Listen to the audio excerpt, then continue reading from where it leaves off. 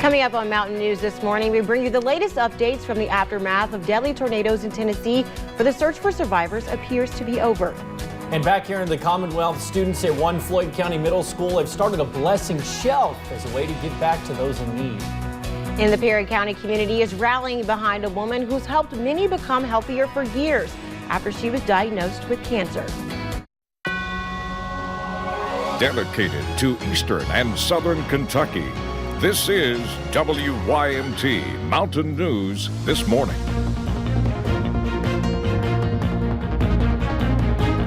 Good morning. It is 6 o'clock. I'm Will Puckett. And I'm Lacey Roberts. Thank you for tuning in to Mountain News This Morning on this Friday, March the 6th. And Lacey, we are in a severe weather alert day today. Yes, and that's going to be because of that snow that's going to be falling in some areas, but not here. So I know you're sad, but we'll keep a lookout for those other people that might get those dustings in those areas. But the weekend seems to be pretty nice. Yeah, the weekend seems to be nice. I'm well on record. I've given up hope of receiving any snow that makes me happy. Let's bring Brandon in. Brandon, the entire region, we are in a severe weather alert day, but it's really for those higher elevations and specifically in Harlan and Letcher County right there on the line that really need to worry about it. Exactly. And the winter weather advisory is out starting at 9 o'clock this morning for Harlan, Letcher, and Wise County in Virginia. But again, anything above 2,000 feet has the best chance to see some accumulating snow, probably later this afternoon, going into the evening and tonight. So some slick roads in those higher elevations for folks who are traveling across Powell Mountain, Pine Mountain on either side, Black Mountain will be a definite possibility by tomorrow morning. Let's take a look and see what's going on right now.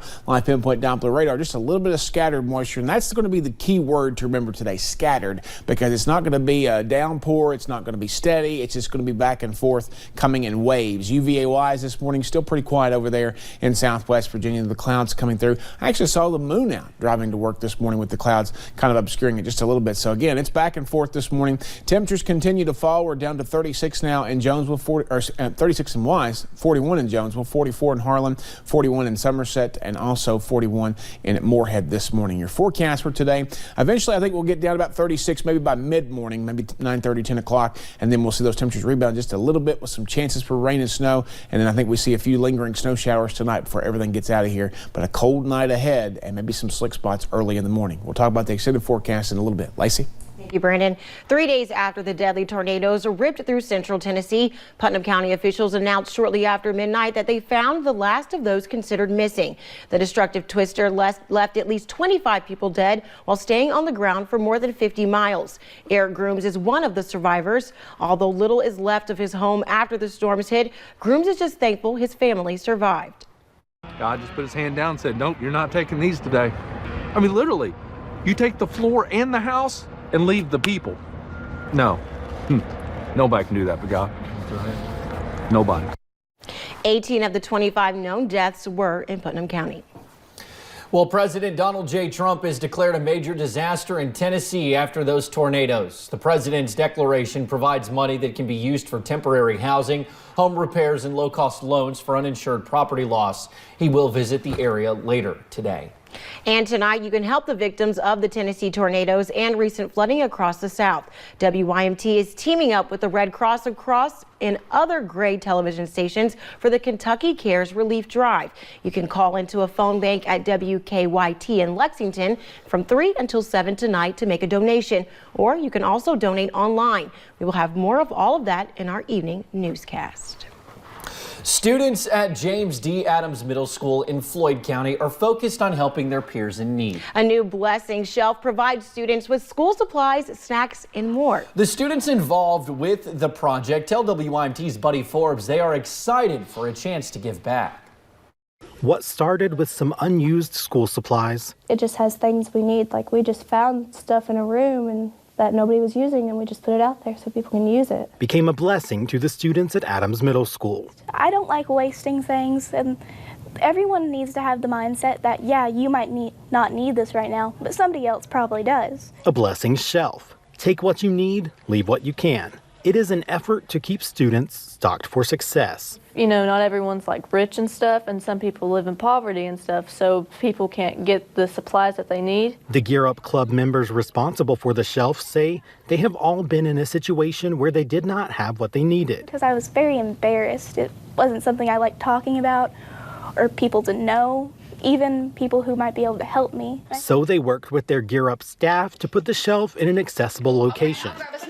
Open to the public, no questions asked. It's not that type of thing that people could be embarrassed about. Gear Up representatives say it is all about teaching leadership through service. For students, they say it is as much about giving as it is receiving. It'd be nice for you to know that you can give to somebody else. It doesn't have to be direct, but you do know that you're helping out in a small way. And they hope their peers will put it to good use. In Floyd County, Buddy Forbes, WYMT Mountain News. The students say in the few days since its opening, they have already seen donations dropped off and items put to good use. That is wonderful. And one boy from Logan County, West Virginia, has an unusual collection of patches. 9-year-old Perrin Vyers collects patches from ALIS, fire, and ambulance departments all across the country, missing only 8 states before his collection is complete. And it grew from just patches to all kinds of memorabilia. Perrin says it is a way to thank first responders for their efforts. Thank them.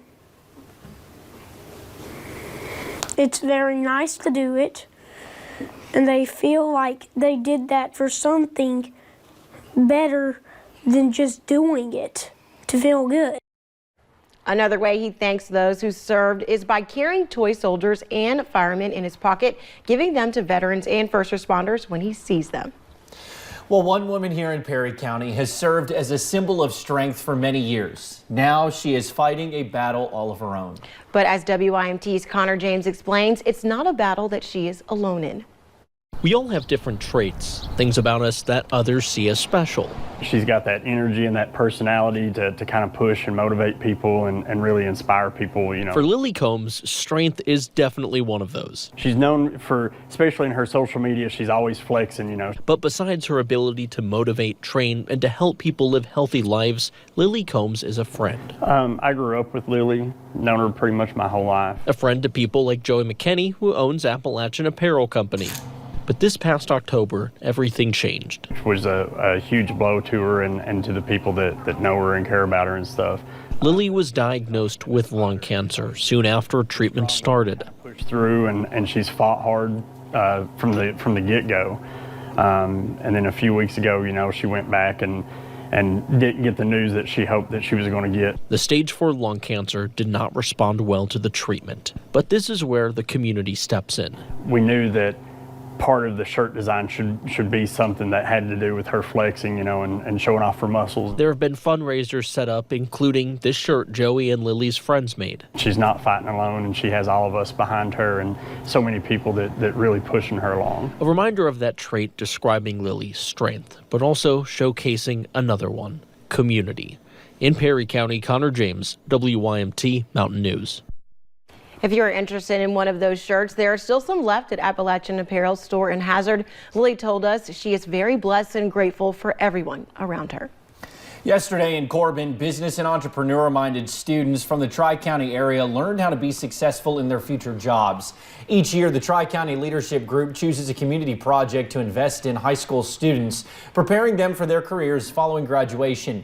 Students learn soft skills like the importance of a good handshake, business opportunities, and how to set themselves apart compared to others applying for the same jobs. It's very important because we want to give each and every one of these kids every opportunity to take that next step, to be successful after high school. And so we just feel like this is one of the ways that we can help do that, get them connected. Those 30 students were all chosen by their guidance counselors based on their career plans. The Lee's campus of Hazard Community and Technical College held a grand opening yesterday for the E.O. Robinson Intergenerational Center. Yeah, WYMT's Dakota Makeris was at the ceremony in Jackson and talked with college leaders about the importance of this new building. A project years in the making. This was a dream. It took a while for the college to get the funding for the new center. The community really stepped up and a lot of people contributed to the project, and it just took a while to put together the total funding package. Dr. Jay Box served as the president of HCTC from 2002 to 2007. He saw the very first plans for the new building. While I was here, we started a capital campaign to raise money, and this was one of the buildings that we really planned out at that time. The E.O. Robinson Intergenerational Training Center allows the college to provide highly skilled, highly technical training to produce the workforce of the future. Not only looking at the college's future, but also its students. We have students from Jackson Independent and Breathitt County High Schools, and they are training in advanced manufacturing. Offering training in specific fields. These facilities allow us to do training in PLCs, hydraulics, machining, and mechatronics. And to sum up the day, to see the intergenerational building actually come to fruition is just such a dream come true for me. The new center is already paving the way for the future. In Breathitt County, Dakota Makeris, WYMT Mountain News. If you are interested in any healthcare or advanced manufacturing training, you can call Hazard Community and Technical College at 1-800-246-7521. Kentucky Community and Technical College System President Dr. Jay Box attended that ceremony in Jackson, and last night he and his wife were honored in Hazard. Box is retiring as KCTCS president in June. Box was also president of Hazard Community and Technical College from 2002 to 2007. You can see a performance from the Kentucky School of Bluegrass and Traditional Music from the reception on our Facebook page. The executive director of the Hyman Settlement School is resigning. Brett Hutchinson's decision was effective March 2nd. He says he resigned due to personal reasons. The board of directors will conduct a search for the next director. Whoever is named will be only the 8th director in the school's 117-year history.